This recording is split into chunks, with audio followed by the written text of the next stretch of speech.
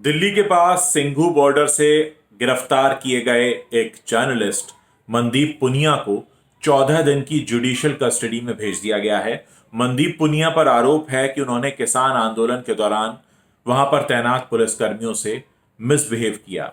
ऐसा बताया जाता है कि वो किसान जो आंदोलन कर रहे थे उनके साथ खड़े थे और उन्होंने पुलिस वालों के साथ धक्का मुक्की की। ऐसे उन पर आरोप लगे, उसके बाद उन्हें गिरफ्तार किया गया। कोर्ट नंबर 2 जो तिहाड़ जेल की है उसमें उन्हें पेश किया गया और वहां पर उन्हें 14 दिन की न्यायिक हिरासत दे दी गई। अब मामला यह है कि मनदीप पुनिया के समर्थन में राहुल गांधी भी ट्वीट कर रहे हैं, प्रियंका गांधी भी बयान दे रही हैं और उनका यह कहना है कि सरकार ऐसे जर्नलिस्ट को या तो अरेस्ट कर रही है या उनके खिलाफ मामला बना रही है जो किसानों का समर्थन कर रहे हैं। आपको मालूम ही होगा कि कुछ और जर्नलिस्ट पर भी इस तरह के मामले सामने आए हैं और इस मामले में राजीव सरदेसाई का इस्तीफा हो चुका है। मृणाल पांडे के बारे में भी यही कहा जा रहा है कि उनके खिलाफ एक मामला बनाया गया है।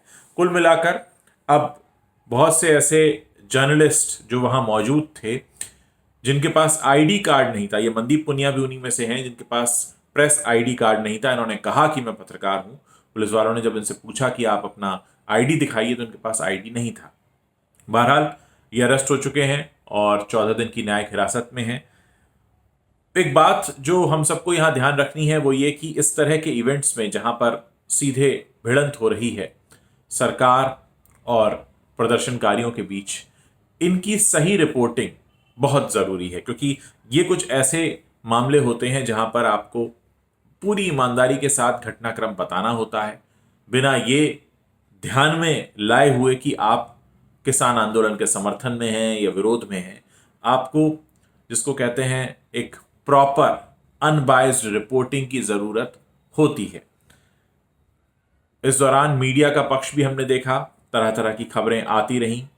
आज प्रधानमंत्री ने भी ये कहा कि जिस तरह से तिरंगे का अपमान हुआ उसको लेकर देश दुखी है। तो जिस तरह से बातें हो रही हैं, फिलहाल अब सबकी नज़रें टिकी हुई हैं 2 फरवरी के दिन।